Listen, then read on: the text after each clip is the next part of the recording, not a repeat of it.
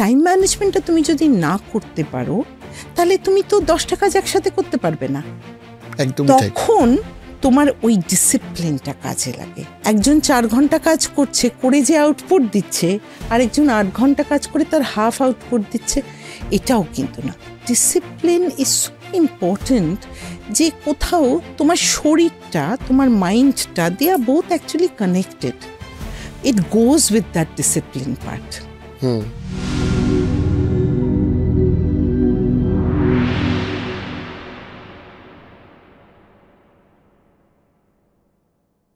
Hard work, vision আর তার সাথে ডিসিপ্লিন লাইফস্টাইল, এইটা কতটা important? Very important, very important. কেননা টাইম ম্যানেজমেন্ট হচ্ছে একটা বিশাল ব্যাপার, একজনকে স্মার্ট ওয়ার্কিং বলে। তো সো ওই টাইম ম্যানেজমেন্টটা তুমি যদি না করতে পারো তাহলে তুমি তো 10টা কাজ একসাথে করতে পারবে না। তখন তোমার ওই ডিসিপ্লিনটা কাজে লাগে। এবং সামওয়্যার না ডিসিপ্লিন, হার্ডওয়ার্ক সব মিলিয়ে একটা মানুষকে not only it helps to give good quality output, but also না কোথাও মানুষকে নিজের উপর বিলিভ করতে শেখায়। আর ডিসিপ্লিন ইজ সো ইম্পর্টেন্ট যে কোথাও তোমার শরীরটা, তোমার মাইন্ডটা, they are both actually connected. It goes with that discipline part. আমি সময় মতন অফিসে, আমার একটা সময় ছিল, আমার মনে আছে, যখন আমাদের বোর্ড মিটিং হতো, আমি স্কুল দেখতাম। একটা টাইম স্যার মনে করলেন যে আমার ঢোকা উচিত অ্যাডমিনিস্ট্রেশনে, মানে কলেজ, ইউনিভার্সিটি, হায়ার এডুকেশন অ্যাডমিনিস্ট্রেশনে। আমি দেখলাম জিবি মিটিং যদি একটাই রাখছি, শুরু হচ্ছে 2:15-তে, 11 জন আসার কথা, 4 জন এসছে, এবং সেই 4 জনের মধ্যেও 2 জন ফোন আসছে বলে বেরিয়ে যাচ্ছে। আমি দেখলাম it's not a GB meeting, just for the sake of having a meeting they are having it. আমি বললাম আমি এই মিটিংয়ে থাকবোই না। মানে তুমি আমাকে যেমন দেখছো আমি কিন্তু ততটা সফট নই, I am very firm. Because good quality কাজের জন্য you need to be disciplined, you need to have that hard work. তো আমি সোজা বললাম তোমরা যদি আসো, এসে আমায় ডাকো এবং কন্টিনিউয়াসলি ওই 1 ঘন্টা থাকবে আমার সাথে, তবে মিটিং হবে। এখন লাস্ট 2 বছর 11 জন কেন 13-14 জন থাকে, এবং it's a complete well versed meeting. I think discipline, hard work is very important, very important. তবে হ্যাঁ, তার সাথে কিন্তু স্মার্ট ওয়ার্ক। তুমি একজন 4 ঘন্টা কাজ করছে, করে যে আউটপুট দিচ্ছে, আরেকজন 8 ঘন্টা কাজ করে তার হাফ আউটপুট দিচ্ছে, এটাও কিন্তু না। You need to be intelligent, you need to have that common sense. কিন্তু ওই স্মার্টনেস অফ ওয়ার্ক ইজ এখনকার দিনে ভেরি ইম্পর্টেন্ট, খুব ইম্পর্টেন্ট। আমি আর একটা প্রশ্নও করব যে সাকসেসফুল হতে গেলে একটা প্রচণ্ড টাফ স্কিডিউলের মধ্যে দিয়ে যেতে হয়। আপনি একটা জীবনের লং জার্নি দেখেছেন, তো আপনার কি মনে হয় যে কোন ধরনের ওয়ার্ক, মানে কতক্ষণ কাজের পর এই সাকসেসটা আসে? কতক্ষণ, মানে প্রতিদিন কতক্ষণের কাজের পর? সাকসেসের পিছনে না you can't count the number of hours. তুমি ক ঘন্টা দিচ্ছ, ইট ক্যানট বি ডিফাইন্ড। আজকে তুমি 6 ঘন্টা কাজ করে মনে হলো তোমার কাজ শেষ হয়ে গেছে, কিন্তু তোমার পরের দিনকে তোমাকে 13 ঘন্টা দিতে হবে। You have to give it. আজকে তোমাকে সাকসেসফুল হবার জন্য it's not the number of hours, how much you give passionately. তার জন্য আজকে ফিল্ম ডিরেক্টর তারা মনে করছে আমি একটা শট নেব, কিন্তু সেই শটটার জন্য 7টা শট নিয়ে একটাতে গিয়ে ঠিকছে, তাই তো? আমি আজকেই সকালে দেখছিলাম সত্যজিৎ রায়ের একটা ভিডিও, তাতে ছোট, আমার মনে হয় শাখা প্রশাখার বাচ্চাটাকেও ট্রেনিং দিচ্ছে, ঠিক আছে? তো সেই জঙ্গলের মধ্যে মমতা শঙ্কর দাঁড়িয়েছে, ও দাঁড়িয়েছে বাচ্চাটাকে বোঝাচ্ছে।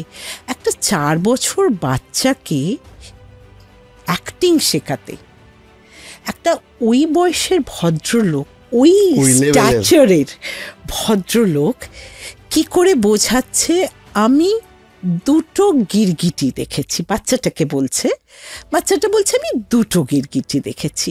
উনি আবার বলছেন না, আমি দুটো গিরগিটি দেখেছি। Try to understand, to be a perfectionist you have to go on working on it. You have to spend hours. আজকে একটা হতে পারে একজন film director, with due respect to everyone, সে কিন্তু একটা ফিল্ম 4 মাসে শেষ করে দিতে পারে। আবার আরেকজন হয়তো দেখা যাবে 8 মাসেও শেষ হচ্ছে না। It is about the time spent. আজকে অনেক মাথা থেকে না আইডিয়াস বের কোথায়, তবে সেই জায়গায় পৌঁছয়, তবে না আজকে সত্যজিৎ রায় কতটা টাইম স্পেন্ড করেছে। আমি এটা দেখেছি, ইটস অগেন নাম্বার অফ আওয়ার্সও না, আরেকটা ইম্পর্টেন্ট জিনিস আছে, the homework and the vision behind, dedication. আমি একটা ছোট গল্প করি স্যারের ব্যাপারে। অনেক বছর আগেকার কথা। আমাকে বলা হলো যে আমরা রাজস্থান যাচ্ছি, জয়পুর যাচ্ছি, সো প্যাকিং করো। আমার মেয়ে ছোট্ট, মেঘদূত বড়। প্যাকিং হয়ে গেল, তখন আমি দেখলাম এত গরম, তখন মনে হয় মে জুন সামার ভেকেশনে, এত গরম, তাহলে কয়েকটা স্লিভলেস ড্রেস বাচ্চাগুলোর জন্য কিনে আনি। আমি সাউথ সিটি গেছি, জাস্ট ইম্যাজিন, সাউথ সিটি গেছি। সাউথ সিটি থেকে 9:10 রাত্রেবেলা ড্রাইভারকে ফোন করছি, কত দূর তুমি আছো? গাড়ি আনছে, স্যারের ফোন এলো। ড্রাইভারকে বলে আমি স্যারের ফোনটা নিলাম। স্যার বললো কোথায়? বললাম সাউথ সিটিতে। তখন বলে শোনো, প্রোগ্রামটা না একটু চেঞ্জ হয়েছে। আমি বলছি কেন?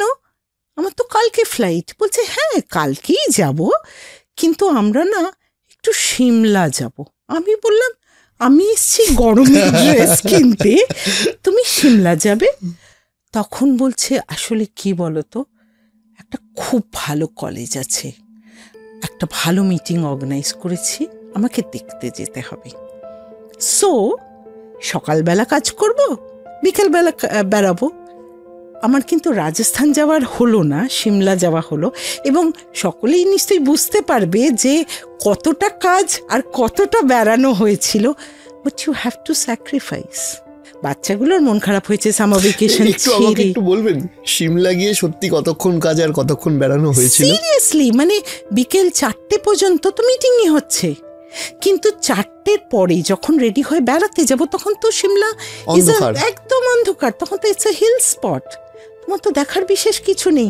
বাগানে যে কটা ফুল গাছ আছে তার সাথেই ছবি তোলো, একটু সন্ধেবেলা যাওয়া। আমি আরেকটাও তাহলে বলি, আমরা গেছিলাম কোচবিহারের একটা প্রোগ্রামে, তা বলা হলো কোচবিহার বেরিয়ে তারপর আমরা চলে যাবো ফরেস্ট বাংলোতে। সিরিয়াসলি স্বপ্ন দেখাতে তো পারে। তখন মেঘদূত ছোট, তখন আমরা গেছি, বারবার বলছে স্যার প্লিজ বেরিয়ে পড়ুন, রাস্তাটা ভালো নয়, ফরেস্ট বাংলো যেতে হবে, একদম ভালো না। সে তো ঠিক মনে হচ্ছে কলকাতায় আছে বা হুগলিতে আছে, কোনো অসুবিধে নেই। একটা লাল গাড়ি নিয়েছিলাম মনে আছে, নিয়ে বেরোলাম, অন্ধকার হয়ে গেছে। অন দ্য ওয়ে যেতে যেতে দেখি বিশাল 3টে হাতি অন দ্য রোড। और ड्राइवर तখন বলছে इसलिए बोले थे ना कि रात में नहीं निकलना है, सर को तो कुछ नहीं सुनना है, अब लाल गाड़ी है, गाड़ी देख के भी तो हाथी आ रहा है। পুরো 3টে হাতি লাইট অফ করে আমি বসে আছি, আর মেঘদূত তো কোলের মধ্যে চিপে ভয়। আমি বলছি কোনো কথা বলিস না। আস্তে আস্তে 3টে হাতি সুর দিয়ে একটু এমনি এমনি করে রোড ক্রস করে চলে গেল। তারপর আমরা ফরেস্ট বাংলো গেলাম। যখন গেলাম আমরা 3 জন, কিন্তু ওখানে 12 জন মতো ছিল, তো বাকি সকলের ডিনার খাওয়া হয়ে গেছে। লাস্টে কেয়ারটেকার বলছে ক্যা হে দেখনা হে, চিকেন কিতনা হে, ডাল কিতনা হে। তারপরে আমরা দ্যাট ওয়াজ হাউ ইট ওয়াজ। আমরা এরকম করেই বেড়াতাম। স্যারের বেড়ানোতে 50% কাজ, 50% বেড়ানো, কিন্তু ফেরত আসতাম যখন, তখন ইট ওয়াজ 20% বেড়ানো, 80% কাজ।